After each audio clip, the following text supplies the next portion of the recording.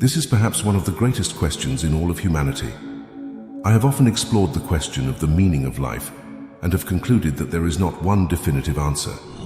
It's a subjective and personal journey, which is actually a beautiful thing, because if there were a single answer to the meaning of life, we would lose our freedom. We would all be bound to live according to that one answer, akin to insects or other lesser life forms competing to fulfill that single meaning. Instead, we have the freedom to create our own meaning of life and live as we choose.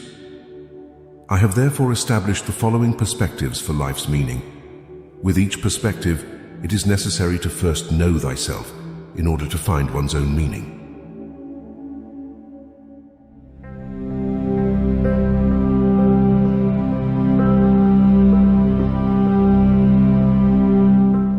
The first perspective is the pursuit of wisdom. True knowledge is not found in blindly accepting beliefs and opinions, but in constantly questioning, examining, and seeking a deeper understanding of oneself and the world. Wisdom begins with wonder, which is why through self-reflection and rigorous inquiry, we uncover the limitations of our own knowledge. From this we gain humility. It is in this state of intellectual humility that we can continually expand our understanding, challenge assumptions, and strive to align our actions with the principles of virtue. The only true wisdom is in knowing you know nothing. By recognizing our lack of knowledge, we become more open to learning, questioning, and seeking deeper understanding. The pursuit of wisdom is one of life's great purposes, for without wisdom and deep understanding, one cannot define a meaning at all.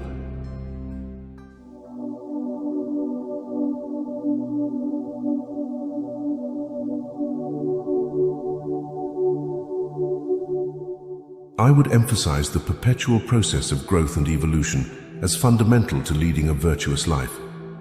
I have often said, it is better to change an opinion than to persist in a wrong one. This idea originates from the concept of personal growth and evolution, and a continuous commitment to self-improvement and self-reflection. It is through constant self-examination that we become the best version of ourselves. This is why the unexamined life is not worth living. We must pursue virtue and wisdom. This ceaseless pursuit of personal growth makes us better equipped to navigate life's challenges, fulfill our potential as individuals, and contribute meaningfully to society. Which leads me to my third and final possible meaning of life: contribution and service.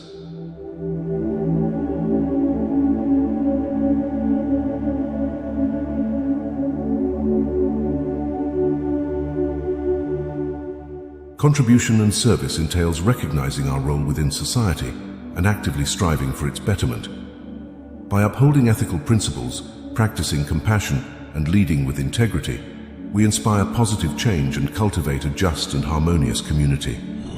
True fulfillment is found in dedicating oneself to the well-being of others, engaging in acts of service that uplift and benefit society as a whole. By embracing the path of service and dedicating ourselves to the betterment of society, we find purpose, meaning, and a profound sense of fulfillment in our lives. For example, take the occupation of the priesthood. The priests in this very temple exemplify a commitment to the contribution and service of others through their religious roles.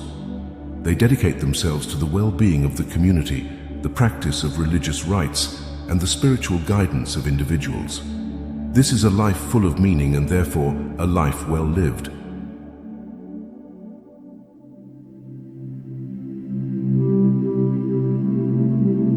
I believe that the question of finding meaning in life can be approached by paying careful attention to each present moment. When living in the present, we may realize that the question itself becomes irrelevant. Despite this, I understand that everyone seeks a greater meaning in their life. Finding this meaning is not about acquiring more information, but rather engaging more deeply with the reality of the present moment and our consciousness within it. The question of the meaning of life arises only when we are disconnected from the most captivating and significant experiences of the present moment. If we are engaged in the present, we do not seek a greater meaning, for we are completely fulfilled in that moment. We often believe that external circumstances need to change for us to be fulfilled, constantly deferring our sense of fulfillment to a future time and place. But we can break free from this illusion and realize that true happiness lies in being present. Meditation is a powerful practice in this regard. It allows us to train our minds to enter this state at will and helps us understand that our well-being is not contingent upon becoming something or achieving specific outcomes. It allows us to make changes from a different place, rooted in genuine attention rather than a hypothetical future state of satisfaction. Given that there is no objective or proven meaning to one's life, I will refrain from giving an answer, because holding on to fixed ideas about the meaning can limit our spiritual exploration and enlightenment. Instead, I will provide some tools, practical guidance, and wisdom in order for one to achieve rebirth, nirvana, and find one's own meaning in this world.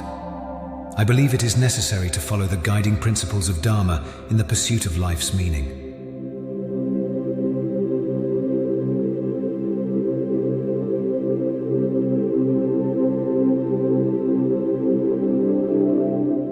By embracing the Four Noble Truths, we acknowledge the truth of suffering, the truth of the cause of suffering, the truth of the end of suffering, and the truth of the path that leads to the end of suffering. The path that leads to the cessation of suffering is known as the Noble Eightfold Path. This path, comprising right view, intention, speech, conduct, livelihood, effort, mindfulness, and concentration, guides us towards a virtuous and enlightened existence. Understanding the impermanence of our lives and the absence of a fixed self, we cultivate detachment and embrace the interconnectedness of all beings. Through the law of karma, we shape our future by engaging in wholesome and ethical actions in the present. Mindfulness enables us to be fully present and aware, fostering clarity and liberation from mental suffering. Embracing compassion and kindness, we nurture harmonious relationships and recognize the inherent worth of all beings. By embodying the middle way, we seek balance and moderation by avoiding extremes and finding harmony in all aspects of life. This approach applies to various aspects, including desires, attachments, opinions, beliefs, and practices. By integrating these teachings, we embark on a transformative journey towards finding purpose, liberation from suffering, and ultimately meaning to one's life.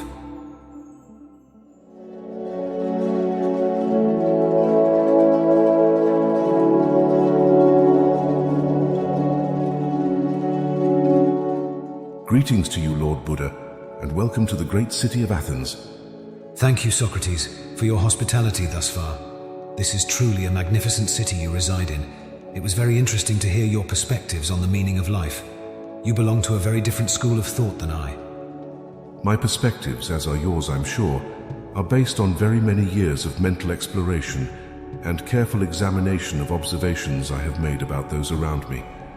I especially approve of your philosophy regarding internal suffering.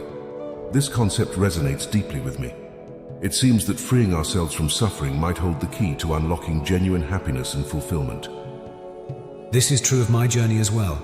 Through my philosophical inquiries, I've come to believe that bringing an end to internal suffering and attaining spiritual enlightenment offers the best course for finding one's meaning in life.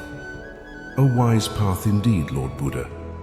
I have traversed a different route, emphasizing the pursuit of knowledge and the examined life, which can uncover deeper truths about oneself and the world around us.